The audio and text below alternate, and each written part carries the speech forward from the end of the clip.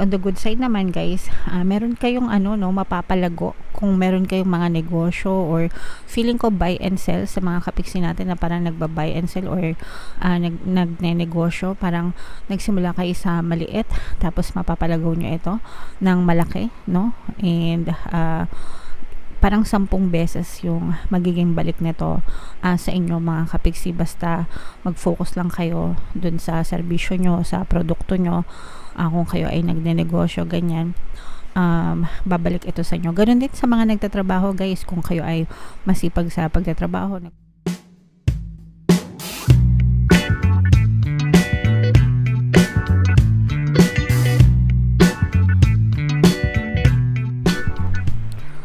Hello guys, hello Taurus, welcome back to Pinoy Pixie Tarot. Ang pamagat ng episode natin for tonight is mid-month kapalaran para ngayong March 16 to 31 para sa Taurus, Sun, Moon, Rising Sign, and Venus. General reading lang guys, pwedeng mag-resonate, pwedeng hindi, combination ng positive and negative energy mga kapiksi. Comment down below guys if feeling nyo naka-resonate kayo. Unahin natin tong deck na to guys, tingnan natin yung mga mensahe sa inyo ng inyong mga gabay. We have reflection, meron tayong cosmos mga kapiksi, and meron din tayong retreat message para sa inyo. Alright, so napakaganda nito mga messages na to guys. Unahin natin tong, actually synchronized naman yung message, no? Nagkakaroon kayo ng reflection sa inyong pamumuhay mga kapiksi, or parang sinasabi dito na mag-retreat kayo and start reflecting on your life mga kapiksi. Pag sinabing retreat, magpahinga muna, mag-menor ka muna, mag-pause ka muna mga kapiksi, and give yourself some space, some time para mag-isip-isip, mag-reflect ka dun sa mga na-accomplish mo sa buhay and sa ano pang gusto mong gawin. Saan ka galing, nasan ka ngayon, saan ka papunta. Okay, yun yung palagi kong sinasabi para makita nyo guys kung masaya ba kayo sa current reality nyo, and feeling nyo ba ma-achieve nyo yung future reality nyo. Yung mga past nyo, nakalimutan nyo na ba? Nag-forgive na ba kayo? May mga lessons ba kayo na natutunan doon? Yung mga ganon mga kapiksi, and ano pa yung mga pwede mong gawin para mag-improve palalo yung iyong pamumuhay. Alright? And walang masama guys na magpahinga ng konti, no? Sabi ko nga sa inyo guys, okay lang na maging masipag tayo para sa mga responsibilities and obligations natin sa buhay, pero equally important din guys yung pagpapahinga, kasi kailangan natin talaga magpahinga para makapag-recharge ng energy, para mas performance level tayo sa mga susunod na chapter ng buhay natin guys. Okay? And cosmos guys, no, ibig sabihin nito may mga missions kayo na na-accomplish. Okay?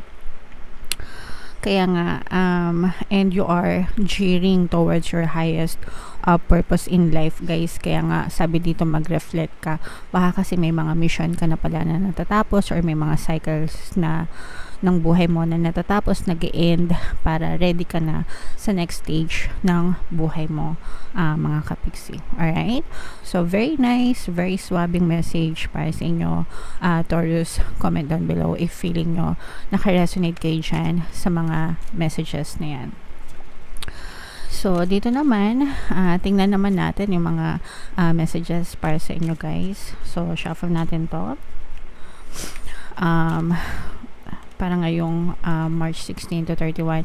Shuffle ko to guys, hanapin ko yung energy ng Taurus. Habang sinashuffle ko to, panoorin nyo muna yung video natin regarding sa ating paano mag-manifest ng abundance video course. Kapiksi, sawa ka na ba sa mga struggles at hirap sa buhay mo?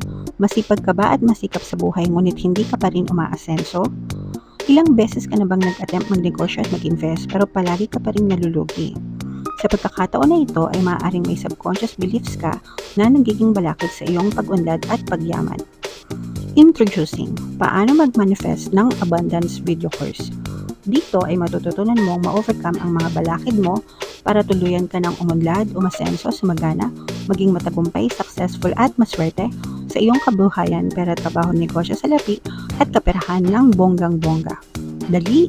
Mag-send na ng email sa pinoypixietarot@gmail.com at simulan na ang iyong pagyaman ngayon. Alright, so sabay-sabay tayong mag-avail ng course guys. Sobrang ganda talaga niyan. And good news mga kapiksi dahil ngayong March, no? Until March 31, magbibigay tayo ng free 1 pampaswerte subliminal sa lahat na mag-avail ng course mga kapiksi. Kaya mag-avail na kayo guys. Meron din tayong email coaching, manifest your desires using the law of attraction. If meron kayo mga specific na gusto nyong i-manifest guys, pwedeng love and relationship, pwedeng money or career mga kapiksi, pwede kayo magpabook ng email coaching session with me. Mag-send lang kayo guys ng email sa pinoypixietarot@gmail.com. So, Taurus guys, kayo ay na-represent ng Queen of Pens sa ating spread. Ito yung positive and negative energy. Mga kapiksi, unahin natin yung negative energy. Merong mag-aahas sa inyo guys pagdating sa kaperahan. Merong magbe-betray sa inyo. Pwedeng kaibigan ito, pwedeng partner o specific person, pwedeng kapamilya guys. Pero medyo magbibigay ito sa inyo guys ng sakit ng ulo. Mga kapiksi, okay? So pag sinabing ahas, magta-tridor nang dahil sa pera, issue sa kaperahan, mga kapiksi. So alam nyo na, syempre pwedeng yung mga pautang, pwedeng nanghiram ng pera sa inyo, tas hindi kayo bayaran, pwedeng ma-scam, pwedeng takbuhan, ano pa ba, pwedeng niloloko as in literal. Let's say for example, nasa abroad ka, tapos nagpapadala ka ng pera sa pamilya mo sa Pilipinas, tapos hindi pala ginagamit sa tamang paraan, pwedeng sinusugal lang or kung saan dinadala lang yung mga padala nyo. Ganun mga kapiksi. So marami, iba-iba kayo ng sitwasyon, pero mag-ingat na lang kayo guys. Wala namang masama magpadala ng pera, no? Kasi ano yan obligasyon yan 'di ba? Pero kumbaga hinay-hinay and make sure na alam mo yun, meron pa rin kayong tinatago para sa emergency. Kasi yung iba ito mga ano to, no? Stereotype sa mga OFW, lahat ng pera nila pinapadala nila sa Pilipinas, wala silang tinitira sa kanila. So ang ending, kapag nalustay ng mga kamag-anak sa Pilipinas, wala din silang ipon.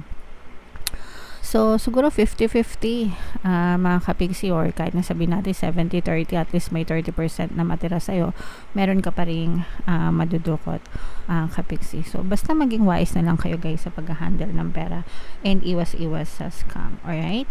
And on the good side naman guys, meron kayong mapapalago kung meron kayong mga negosyo, or feeling ko buy and sell sa mga kapiksi natin na parang nagba-buy and sell or nagne-negosyo, parang nagsimula kayo sa maliit, tapos mapapalagaw nyo ito ng malaki, no? And parang 10 beses yung magiging balik nito sa inyo mga kapiksi. Basta mag-focus lang kayo dun sa serbisyo nyo, sa produkto nyo.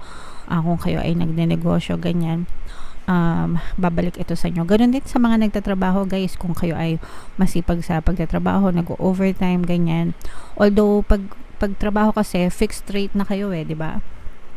So babawi na lang yan sa mga overtime. Pero yung iba sa inyo, pwede rin kayo magkaroon ng mga incentives. Mas maganda pa rin, at least para sa akin, no, pag commission based, kapag ka hindi fixed rate, kasi mas mataas yung potential na tumaas talaga yung income, no? Pero kanya-kanya tayong preference. Yung iba kasi gusto nila stable, kahit maliit, basta stable. Yeah. Pero yan, nakikita natin guys na talagang mapapalago nyo ito ng bonggang-bongga. So, eto guys, imay nyo na to mind paglago ng pera. Kasi talagang lalago yung pera nyo mga kapiksi. Okay, parang yung piso mo magiging 100, ganyan. O kaya yung 100 mo magiging 1,000. Parang ganon yung dating ng kaperahan sa inyo. Okay? So, mapapalago nyo yan. Kaya imay-imay nyo na yan sa comment section mga kapiksi. So, what else? Tingnan pa natin guys. For some of you, medyo nagkakaroon kayo ng problema sa relationship, partner, or specific person, mga kapiksi, Earth sign, energy, Aquarius, Gemini, Libra. Medyo nagkakaroon ng konting away, emotional pain, heartaches sa inyo. Yung iba sa inyo, pwedeng magkaiba kayong lahi, foreigner, ganyan. Pwedeng foreigner ka or foreigner yung person mo. Foreigner kayo sa isa't isa.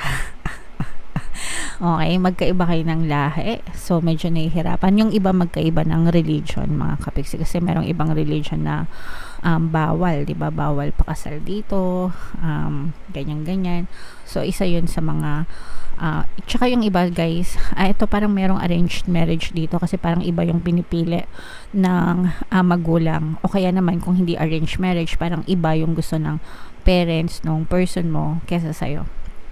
So, this is a third party energy wherein kahit ayaw ng person mo, let's say for example, ikaw yung gusto ng person mo pero wala siyang magawa kasi gusto ng magulang niya ibang tao para sa kanya. So, ganun yung nakikita natin na mga issues pagdating sa relationship, mga kapiksi. Alright?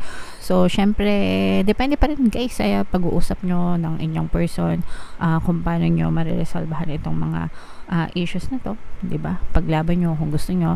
Meron tayong mga relationship subliminal guys na pwedeng makatulong para mas mag-strengthen pa yung relationship nyo sa isa't isa ng iyong partner o specific person, guys. Alright? So, yeah. Pero so far guys, super ganda ng ating reading para sa inyo, especially yung sinasabi ko nga na magiging masagana yung kaperahan mo kasi lalago talaga yung kaperahan mo. Right? So, yeah. Comment down below, Taurus, if feeling nyo naka-resonate kayo dito sa mga messages para sa inyo. Ito yung ating pampaswerte subliminal, mga kapiksi. Pakinggan nyo para talagang maging maswerte kayo ngayon 2024. And ito naman yung ating success stories ng paano mag-manifest ng abundance video course.